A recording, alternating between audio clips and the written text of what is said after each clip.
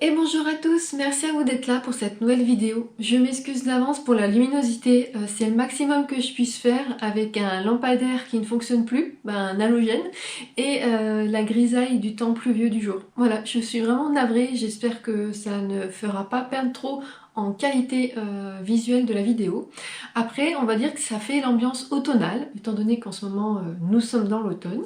Je reviens vers vous pour vous présenter un bilan lecture de 5 lectures, un peu comme d'habitude, de toute façon je vous en présente souvent 5 par vidéo.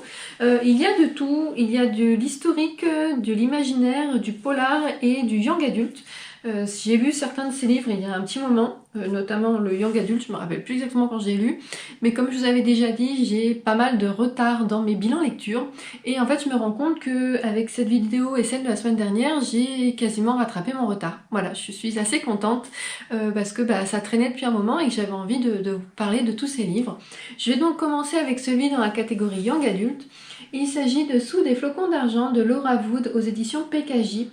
J'ai découvert cet auteur, il me semble l'année dernière, avec The Agency for Scandal, qui est un livre dont l'action se déroule pendant la Régence anglaise avec une compagnie de femmes qui aident les femmes en fait, qui vont les aider à s'extirper de mariages violents, de pères un peu oppressants. Voilà, à chaque fois en fait, à cette période-là, pendant la Régence, les femmes n'avaient que très peu de droits et elles appartenaient à un homme. Donc elles appartenaient soit à leur père, soit à leur frère, soit à leur mari. Et donc elles étaient sous leur coupe. Si ces hommes étaient bons, il n'y avait pas de problème. Mais s'ils profitaient un peu d'elles ou qu'ils n'étaient pas du tout bons, c'était assez compliqué pour elles. Et donc en fait ce groupe qui s'appelle La Volière avait pour formation de les aider en trouvant des façons de faire du chantage au mari pour qu'il lâche prise ou d'autres façons de faire. Et je suis tombée en amour pour la plume de cette autrice grâce à ce livre. Et depuis, j'ai lu tout ce qu'elle a écrit et qui a été traduit. Et il me manquait juste celui-ci que j'avais dans ma pile à lire depuis l'année dernière, et c'est vrai que je l'avais un peu mis de côté en me disant t'en as encore un sous le coude, donc en attendant qu'il y ait d'autres traductions, tu pourras tenir. Enfin maintenant c'est fini, voilà, je n'ai plus d'avance. Donc celui-ci c'est un tome compagnon. Alors c'est pareil, je sais jamais auquel c'est soit sous un ciel d'or, soit sous une pluie d'étoiles. En fait là on va suivre Freya qui est une jeune fille qui habite dans les Cornouailles dans les années 30 et qui va partir pour aller à Londres pour devenir actrice. Freya on la connaissait un petit peu parce que dans le précédent roman elle était la petite fille de personnage principal qui allait elle aussi partir à Londres sur la fin de l'histoire. Et en fait, là, quand elle part à Londres, elle ne part pas n'importe où, elle va chez sa sœur. Une fois sur place, dans le train, elle va faire une rencontre qui va être assez déterminante pour elle, parce qu'elle va rencontrer un jeune homme qui est régisseur pour une compagnie de théâtre, et grâce à cette connaissance, à cette rencontre, elle va pouvoir intégrer le théâtre, au début comme costumière, puis ensuite, elle l'espère, pour devenir actrice. Voilà, donc ça a été une très bonne histoire à lire. J'ai bien aimé parce qu'il y a un petit moment un peu huis clos parce que suite à tempête de neige ils vont se retrouver coincés dans un théâtre, et j'aime toujours ce genre d'interaction parce que c'est un peu là où les personnages, les personnalités se révèlent, comment les gens sont face à cette oppression d'être enfermés, le fait de ne pas avoir d'issue et d'être obligé d'être avec les autres personnes. Voilà, j'ai beaucoup aimé le personnage de Freya. Il y a bien sûr une petite histoire d'amour tout le temps dans les romans de Laura Wood, en tout cas pour ceux que j'ai eu la chance de lire. Il y a une petite romance qui saupoudre un peu le tout de romantisme, et ça a été vraiment une très bonne lecture. Pour celui-ci, ça va être plus facile parce que c'est l'avant-dernière lecture que j'ai faite. Il s'agit des Sœurs de Montmort de Jérôme Loubry aux éditions Calman Lévy Noir. Donc j'ai ce livre dans ma pile à lire depuis un moment. L'auteur me l'avait dédicacé, je sais plus si c'était au Festival du Livre de Brive ou à un autre, je sais plus du tout. Et en fait voilà, je l'ai dans ma pile à lire depuis sa sortie parce que j'avais eu la chance de se recevoir en service de presse quand j'étais libraire. Et à chaque fois je me disais c'est un livre parfait pour l'automne au vu de la couverture. Je dirais même que c'est un livre plutôt pour l'hiver parce qu'il ne fait que neiger dans ce livre. Alors on est en novembre 2021, on va suivre Julien qui intègre un nouveau commissariat, il est chef de police. Ce petit commissariat est dans la bourgade de Montmort qui est un tout petit village qui est coincé entre deux vallées. Et quand il va arriver dans ce village, il va se rendre compte que des choses assez étranges se passent. Il y a beaucoup de superstitions autour de fantômes, autour de sorcières, et il va y avoir des premières morts. Ce ne sont pas forcément des meurtres, des gens meurent de façon assez violente, mais non liée à autrui. Et lui, en fait, il va se retrouver embarqué dans une spirale, dans une enquête qui va vraiment l'attirer dans les méandres de la psyché humaine. Et à côté de ça, on suit une journaliste, Camille, qui, au premier chapitre, en fait, suit une femme qui lui promet un scoop.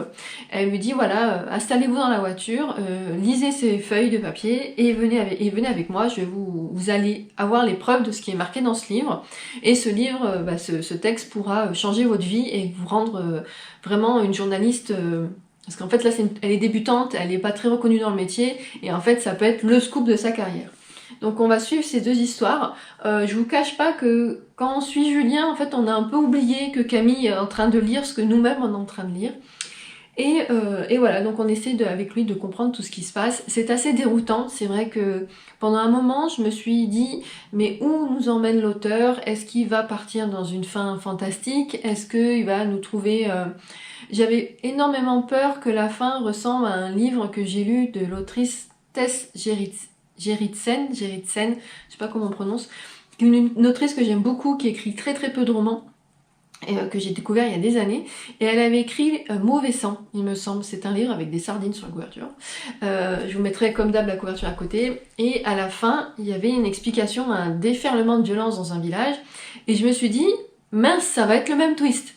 Pas du tout, on se rapproche pas du tout de ce livre, ça m'a fait penser à un autre livre, mais je ne peux pas trop vous dire lequel c'est, tout simplement parce que si vous avez lu ce livre en question, vous allez comprendre la fin, vous allez avoir une idée de ce qu'il s'agit. Donc voilà, je ne dirai rien, mais tout ça pour dire que la fin était pas du tout celle auquel j'avais pu penser, deviner, et elle m'a laissé un peu dubitative. Parce que bon, l'auteur apporte quand même les réponses aux questions qu'il a soulevées, on a quand même pas mal de réponses, mais je me suis retrouvée face à la faisabilité de ce qui est noté. Alors je sais, c'est de la fiction, voilà, je le sais, il n'y a pas de souci, je sais que les choses les plus horribles qu'on lit dans les polars ne sont pas forcément possibles en vérité, mais je me suis demandé si l'auteur n'était pas allé un chouille trop loin. Voilà. J'ai retrouvé également ce qu'avait dit, j'ai une personne qui a commenté sous ma dernière vidéo YouTube par rapport au livre Transylvania de Nicolas Beuglet, où j'expliquais que je trouvais que à la fin, le grand méchant déployait tout son laïus, tout son plan, et que c'était un peu déroutant, et elle m'avait dit, dans Les Sœurs de Montmort, c'est un peu pareil. En effet, c'est un peu pareil, ça m'a moins dérangé que dans l'autre roman, mais c'est vrai qu'on a... Après, voilà, on a l'avantage d'avoir toute l'explication à la fin. Mais voilà, j'aimerais bien voir si des personnes l'ont lu. J'aimerais bien partager avec vous cette fin. Parce que je ne sais pas vraiment quoi en penser. Voilà, j'aurais presque aimé que l'auteur parte sur un autre chemin. Et je pense que j'aurais vraiment beaucoup aimé ce livre parce que pendant les 3/4 du bouquin, j'ai vraiment aimé. Et après, je suis complètement dubitative. J'ai lu ensuite, après avoir, en fait, j'ai abandonné le livre du hasard du mois de septembre qui était Diego et Frida de JMG Leclésio. C'était trop écrit comme un essai. Je vous en parlerai dans un autre bilan lecture. Et du coup, j'ai enchaîné sur la journée. J'ai lu Mystery of Thorn Manor de Margaret Rogerson aux éditions Big Bang. Là, ce qui est bien, c'est que ce livre, je l'ai lu en une journée. Parce que c'est une petite nouvelle. Elle fait 190 pages. Et j'avais besoin de... En fait, ça faisait 3-4 jours où je stagnais sur ce même livre, où j'avançais 10 pages par jour. Et j'avais besoin de m'évader, de me laisser embarquer par un roman. Et ça a été chose faite grâce à celui-ci. Je fais un petit stop sur l'objet livre en lui-même, qui est très très beau. C'est une édition grimoire. Je crois d'ailleurs que cette nouvelle n'est sortie que dans ce format-là. Et en fait, on va retrouver Silas, Margaret et Nathaniel, qui sont les 3 personnages principaux de Sorcery of Thorn, parce qu'il s'agit d'une nouvelle qui se déroule après Sorcery of Thorn.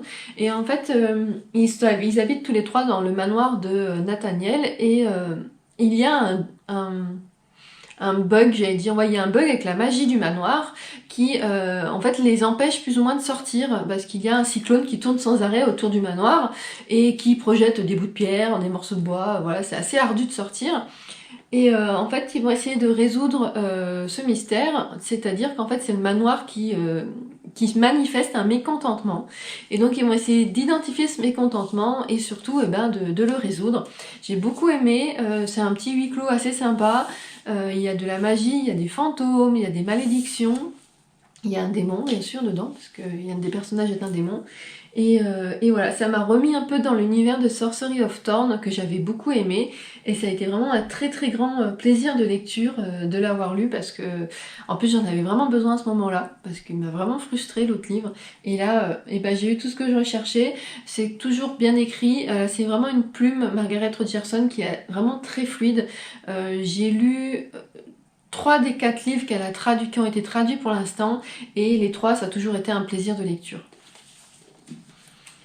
J'ai lu également, je crois que c'est fin août, de Silence et d'ombre de Erin Beatty aux éditions Lumen. Donc c'est le tome 2 de la duologie de Lune et de Sang. Donc j'avais lu le premier tome il y a 2 ans, il me semble, de mémoire. Et ce tome 2 traînait dans ma pile à lire depuis, parce que j'avais eu les deux en même temps. Et je m'étais dit, ça serait quand même bien que tu le sortes pour terminer une duologie et puis savoir comment ça se termine. Donc c'est désormais chose faite. Donc on suit Catherine et Simon. Catherine est une jeune femme qui s'est découverte dans le premier tome des dons particuliers liés à la Lune, et suite à des événements qui se déroulent dans le premier tome, elle doit fuir avec Simon. Donc ils vont changer de ville. On est dans un univers un peu moyenâgeux, voilà, pour un peu vous cibler l'univers. Et là ils vont dans une nouvelle ville où ils vont arriver, ils vont se trouver face à des disparitions et à des morts assez étranges. Et pour les besoins de ses pouvoirs, Catherine a besoin d'intégrer une académie qui lui permettrait de la former, parce qu'elle a vraiment découvert ses pouvoirs sur le tard et elle ne les maîtrise pas, mais pas tout, et elle a besoin vraiment d'avoir un apprentissage dessus. Et cette école a la particularité d'être ouverte que la nuit, parce que ce sont des personnes qui ont des pouvoirs liés à la Lune. Et donc elle va essayer d'enquêter en restant avec Simon, qui lui est un humain normal et qui lui vit le jour. Lui, il va essayer de suivre aussi des cours de son côté pour être médecin. Et ils vont enquêter pour essayer de découvrir qui tue ces personnes de façon assez atroce pour certaines. Et ça a été une bonne lecture. Après, j'adore Erin Beatty. Là aussi, je crois qu'à l'heure actuelle, j'ai lu tout ce qui est sorti traduit en français de cette autrice. J'avais lu il y a quelques années la trilogie La couleur du mensonge, qui avait été un vrai coup de cœur, et j'attendais vraiment avec impatience de lire cette duologie, et voilà, c'est maintenant chose faite. Je suis vraiment ravie. Elle est vraiment, elle a le don pour écrire des univers vraiment très bien faits, mais pas non plus contemplatif. C'est pas, elle s'attarde pas 10 pages sur la forêt. Elle va l'expliquer rapidement, mais je sais pas, c'est assez immersif sa façon de raconter les histoires. Et je me suis beaucoup attachée à Catherine et Simon. J'ai vraiment eu très peur pour eux à certains moments. Et voilà, ça a été vraiment une très très bonne lecture. Enfin le dernier, il s'agit aussi d'un coup de cœur. Donc j'ai lu Le Masque et la Lame de Mireille Calmel aux éditions XO. J'ai lu ce livre en 24 heures. Voilà, mon conjoint faisait une course de VTT, j'ai fait l'assistance, donc faut savoir que j'allais à des points déterminés pour lui donner ses snacks et sa boisson et tout.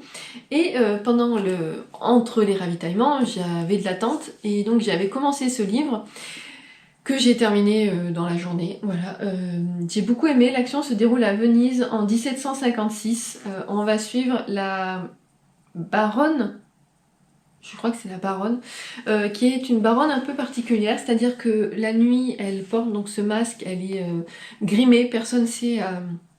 Vraiment, personne ne la connaît, et elle va de balle en balle un peu pour faire du réseau, mais aussi pour on va voir rapidement, pour mener une enquête.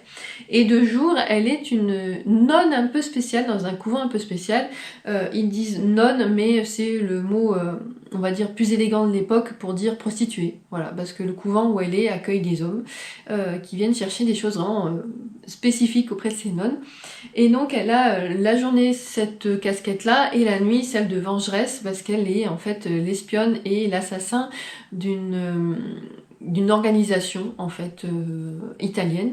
Et j'ai beaucoup aimé là en fait dans cette histoire, on apprend très vite qu'elle a connu un drame quand elle était adolescente, même plus petite, qui lui a laissé des marques sur le corps. Et qui lui a laissé des marques aussi parce qu'elle était orpheline. Et elle cherche les responsables de ce qui s'est passé, et il en reste un qu'elle n'arrive pas à identifier. Donc elle est un peu dans une vengeance, voilà, une course à la vengeance. Et on la suit dans cette vengeance, dans ses recherches, elle va avoir des alliés, mais est-ce que ses alliés sont vraiment des alliés? Est-ce que ses ennemis sont vraiment des ennemis? Elle va retrouver une personne de son passé, même deux je dirais. Donc voilà, c'était vraiment très très bien. Il y a juste un moment où il y avait un peu trop de revirements de situation, où j'étais comment ça? En fait, j'étais l'impression de regarder un match de ping-pong, parce que le méchant devient gentil, le gentil devient méchant, le méchant... Et j'étais en mode, mais c'est qui? Mais ça dure un chapitre et après tout est redevenu dans l'ordre, on va dire. Donc voilà, très très bonne lecture. Mireille Calmel, je commence à en avoir lu quelques-uns de cette autrice. Bon, il me reste encore à lire. Mais voilà, j'en ai lu vraiment quelques-uns. J'aime beaucoup sa façon d'aborder les périodes historiques, parce que c'est vrai que ça peut vite être compliqué, ça peut vite être rébarbatif, surtout quand le vocabulaire de l'époque est employé. Et elle le dissémine avec parcimonie, en fait, ce vocabulaire. Elle en met une petite touche par-ci, par-là. Elle ne nous noie pas dedans, et c'est vraiment très très agréable. Donc voilà pour ce bilan lecture assez hétéroclite. Pour tout ce qui est sorti poche, et ben il n'y en aura que deux. Il y a celui-ci qui est sorti chez le livre de poche de mémoire, et celui-ci en poche chez PKJ. Voilà, les autres, Sorcery of Thorn n'est pas sorti en poche, donc à mon avis celui-ci non plus. Lui, j'ai pas vu passer le premier tome en poche, donc à mon avis également pas en poche. Et celui-ci est clairement trop récent, il est sorti en avril peut-être. Alors attendez, j'ai le comité de presse. Le 22 mai en poche, en grand format, donc il faudra attendre mai de l'année prochaine pour qu'il sorte en poche au plus près. Voilà, et vous de votre côté, est-ce que vous avez lu certains des livres que je viens de vous présenter? Si c'est le cas, qu'en avez-vous pensé? Surtout pour ceux qui ont lu celui-ci. Alors pas de spoil en commentaire, si vous voulez on échange autrement par mail ou par Instagram, ou voilà, comme vous voulez. Mais si quelqu'un l'a lu, j'ai besoin d'avoir des avis sur cette fin, voilà, j'ai besoin d'en parler. Sinon aussi de votre côté, qu'est-ce que vous avez lu d'autre, voilà, que pas forcément j'ai présenté, quelle lecture avez-vous envie de nous partager? Sur ce, comme d'habitude, je vous remercie infiniment d'avoir regardé cette vidéo, et je vous dis à très bientôt.